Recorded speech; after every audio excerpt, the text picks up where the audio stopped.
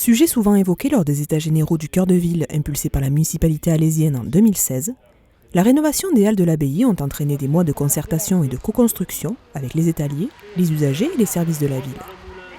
Un concours d'architectes a pu être lancé, qui a vu se présenter quelques 400 dossiers, dont presque 80 retenus, et 3 finalistes, qui sont venus échanger et se rendre compte sur place le 11 décembre 2020. On peut dire que nous rentrons dans la phase opérationnelle, qu'avec la visite des 3 cabinets retenus pour le concours de maîtrise d'œuvre, le futur marché est en train de commencer à naître dans les têtes du futur maître d'œuvre qui sera choisi. Donc c'est un long processus qui a commencé il y a plusieurs années, avec beaucoup de co-construction avec les étaliers autour de nous, bien sûr, qui sont partie prenante, mais aussi avec les usagers de ces halles de l'abbaye, parce que nous voulons un projet pour dynamiser le cœur de ville, pour créer des lieux de rencontre, des lieux d'échange et bien sûr des lieux de commerce, pour faire la place à nos produits locaux, aux petits producteurs et aussi pour tous les habitants du cœur de ville, la possibilité de trouver in situ, sur place, sans se déplacer, de quoi bien vivre, bien manger, puisqu'on sait que bien manger, c'est vivre vieux et c'est tout le sens que nous mettons aussi dans le projet alimentaire territorial. Donc nous sommes dans une organisation globale entre l'objectif de la production, de l'agriculture et puis l'objectif de la rencontre et de la vente de produits à travers ce projet qui est majeur pour le prochain mandat. Les 3 cabinets retenus sont donc Reichen, Robert et Associés de Paris, Rudy Ricciotti de Bandol et André Berardi d'Alès. L'intérêt qu'on a pour ce type de sujet, c'est l'intérêt qu'on a sur d'autres villes qui font partie de l'opération Cœur de Ville. Donc c'est des petites villes moyennes mais qui ont un cœur très habité et il faut prendre soin des commerçants qui, eux, sont en centre-ville pour pérenniser leur activité. Et il y a cette question sur ce patrimoine des années 80-90, parce qu'il y a pas mal de halles qui sont dans le même cas de figure en France, sur comment les moderniser pour garder en fait ces commerçants au plus près des habitants.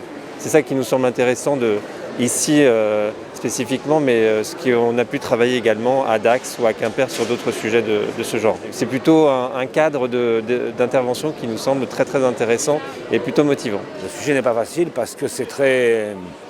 l'architecture date, elle a vieilli, donc c'est pas simple. Ce n'est pas une posture artistique qui sera la réponse. C'est plutôt la synthèse, comment transformer la synthèse des difficultés en réponse aimable, courtoise, compatible avec la ville, avec la cité d'Alès. Il faut que il y a l'idée d'une intégration.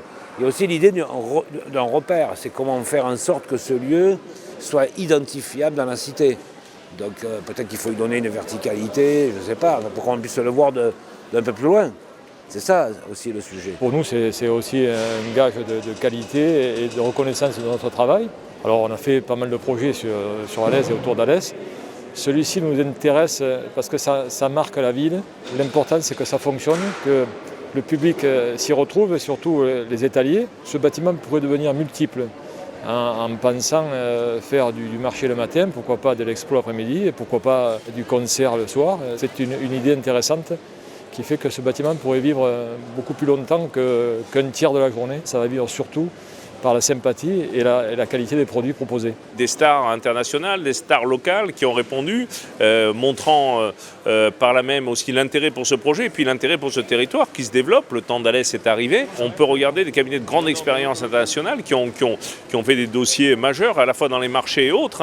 Rudy Ricciotti, c'est le MUSEM par exemple à Marseille. C'est des projets qui font référence dans le monde entier. Donc nous voulons aussi, à travers ces signatures, le cabinet retenu devra aussi faire de ce lieu un lieu référence, un lieu signature qui attirera, en plus de l'intérieur des étaliers, qui attirera aussi pour son architecture. C'est aussi l'objectif de ce concours de maîtrise d'œuvre qui, j'espère, portera ses fruits.